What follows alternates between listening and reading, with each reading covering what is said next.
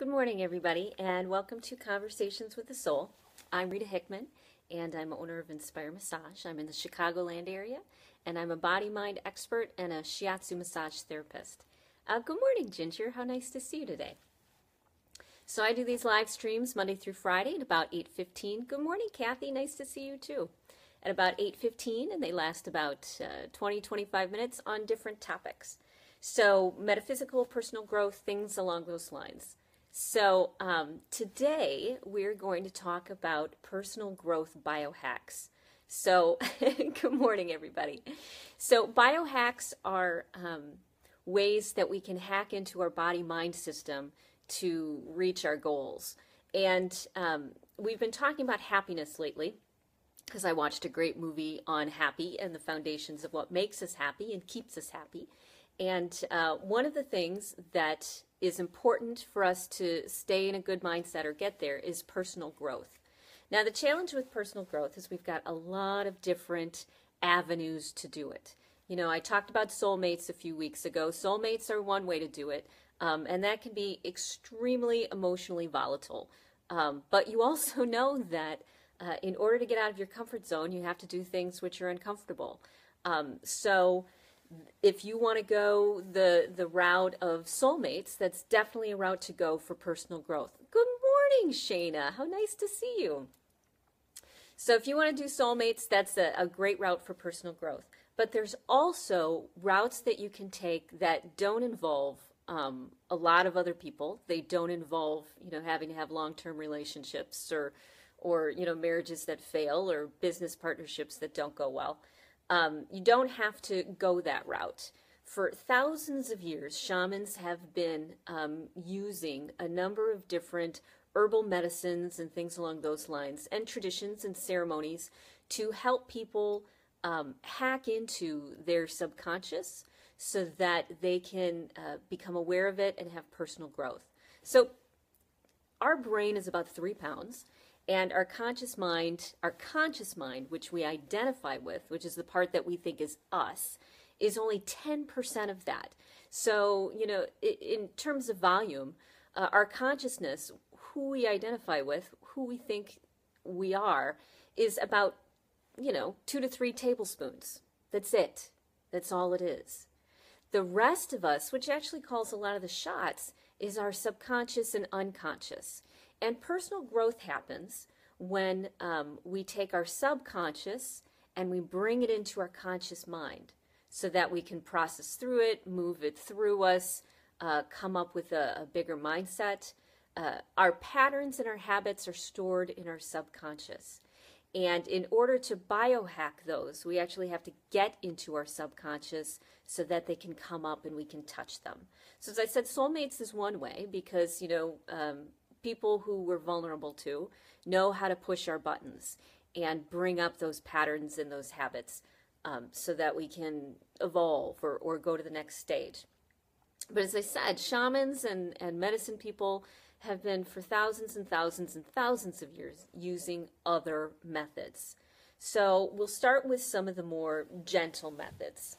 So good morning, Dawn. How nice to see you. So one of the more gentle methods to biohack personal growth is something called a sacred fire. And I do those, I used to lead those on a pretty regular basis. And a sacred fire is where you create a sacred space. You use external things to get you into a relaxed, open-minded, meditative space to get your conscious mind out of the way, so that you can actually affect your subconscious mind, and then plant new ideas in there. Kind of like hypnosis, but in a 3D sort of way. So a sacred fire would look like this. It would be, you have a space that you've purposely designed, purposely set up with symbols and metaphors that will trip the triggers of people, that will give them a sense of groundedness as well as a sense of new ideas that are related to stories. In one talking circle or in one lodge I used to go to, a man permanently hung the boots of his ex-father-in-law, well, not ex, of his father-in-law who had passed away. Because when he had met his father-in-law, It had had such a powerful impact on him. And when he passed away, the boots meant a lot to him. So he kept those always in the lodge. So when people would come in, what are the boots for? What's the story behind it? You know, it starts getting people thinking in a new way. I set up my therapy space like that, where it's designed to give people from the external, you know, from the sensory-based, things which will ground them as well as inspire them and get them thinking in new directions.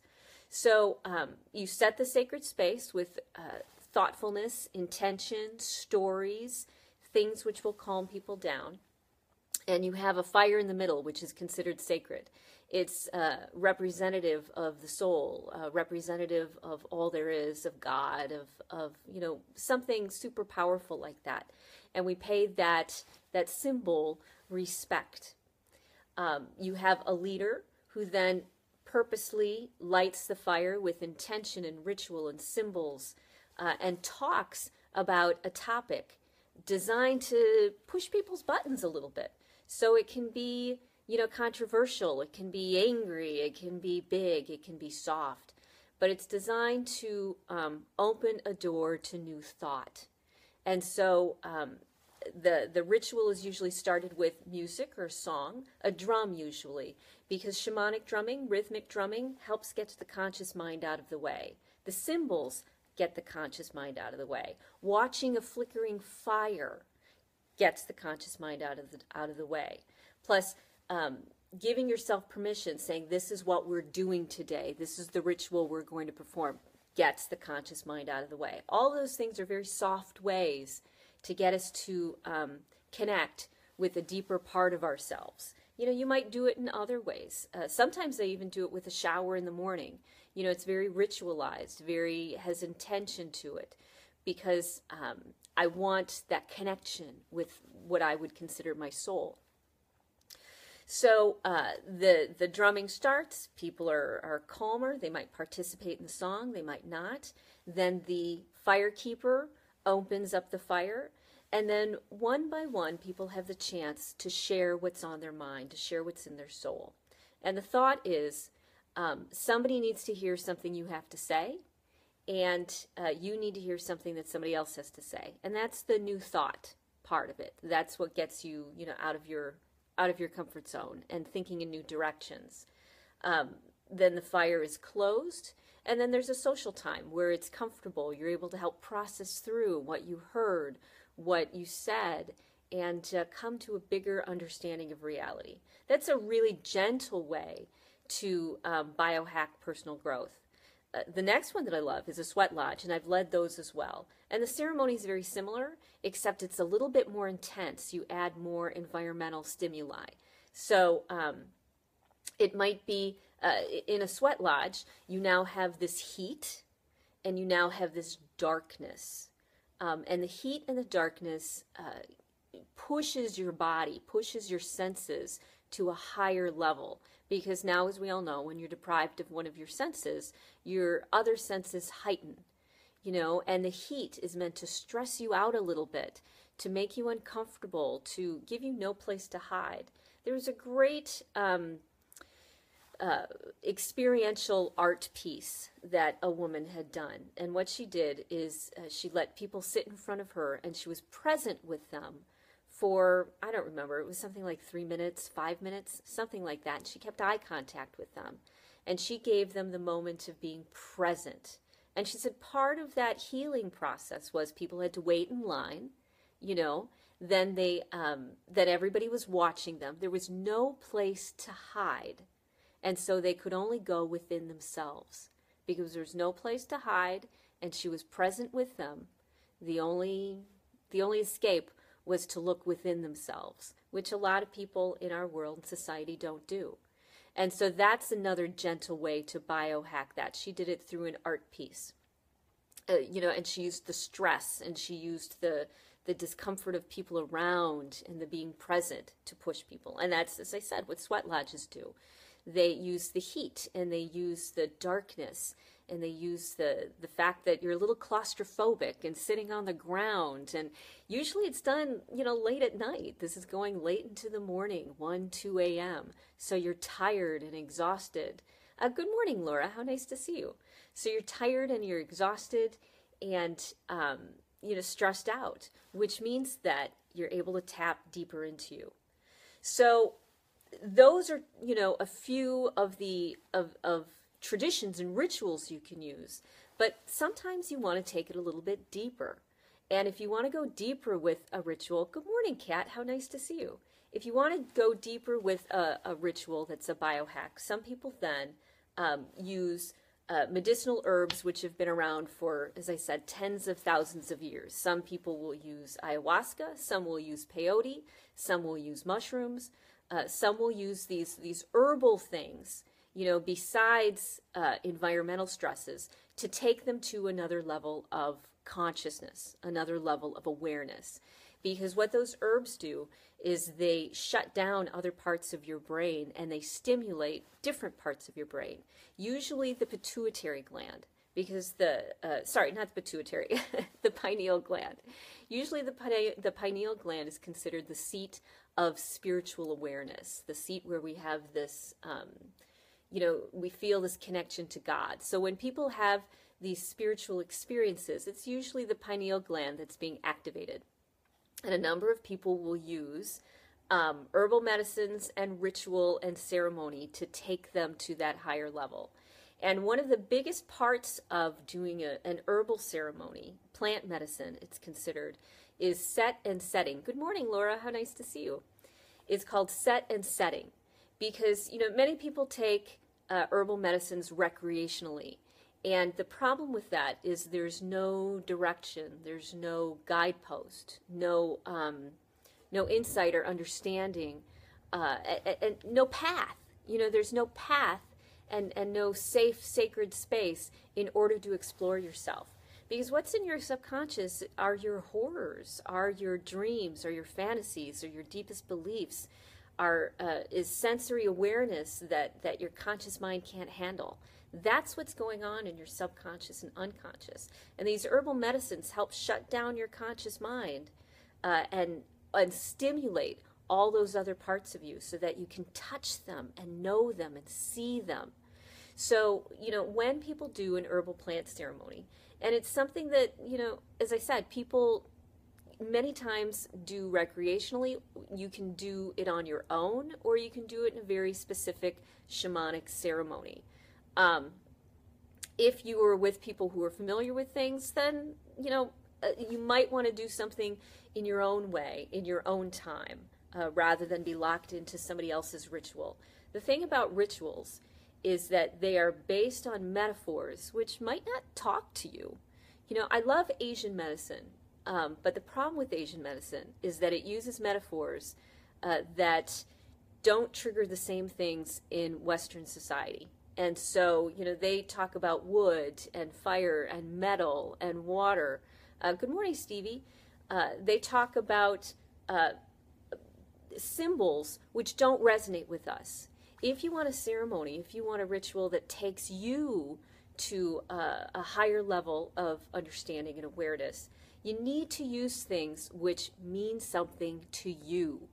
In my space, in my therapy space, I surround myself with memories and anchors and things that are very personal to me. Because I know when I work with somebody, it's very easy for me to get lost in what they may be feeling or experiencing. And because of that, I need anchors. But the anchors can't be somebody else's anchors. They have to be my anchors. They have to be my stories and memories. So I surround myself with those. A memory of how I bought the carpet and where the lamp came from and the ceiling tiles and all of that, so that I can stay grounded and direct myself as well as the person that I'm with into a positive direction. So if you're going to do or use anything and you've never used it before, then of course you should use it with somebody else, but who's experienced and knows what they're doing. But if you're fairly experienced and you even want to work with other sorts of plant medicines like chamomile tea, or valerian root or hops, or even if you want to do it with a glass of wine or something that's more familiar, you can do that. Those herbal medicines are designed to take you to a different place of awareness, a different place of being. And so if you want to use them, create your set and setting, create your environment that will take you in the direction you want to go, and then let yourself go to that next level. Some of those herbal medicines are pretty scary, and they really need to be heavily monitored. Something like peyote or ayahuasca or, LSD or things along those lines. They really need to be very well watched and monitored because they can be super dangerous if done in a poor way. But there's so many other gentle things that are common and normal that people use that you can use to take yourself to that higher level and biohack into your personal growth.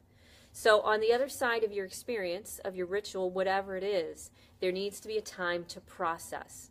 And in most cultures, there's the social time, or there's the time to self-reflect, journaling time, or conversation. Because you can't just go on this adventure, on this hero's journey, without coming back and processing some of it, without looking at it and integrating what you discovered with your conscious mind. So if you want to grow, you need to purposely, consciously do it, with that thought in mind. Create an adventure for yourself, however you want to do it, and then come back and self-reflect and process on the gifts that you bring back. If you do something like that on a regular basis, and it can even be daily if you do personal growth rituals, then you will continue to move forward. You'll keep growing and evolving and becoming the person that you are. So those are my favorite biohacks for personal growth that don't require you to get into a soulmate relationship or to put yourself too harsh or create more crazy experiences in your life that you have to work through. You can do these things on your own in a safe place that doesn't negatively affect the rest of your life. So that's a shortcut that you have now that you can use. And if you need some help, setting up a ritual, or you'd like some guidance for that, you're welcome, Dawn.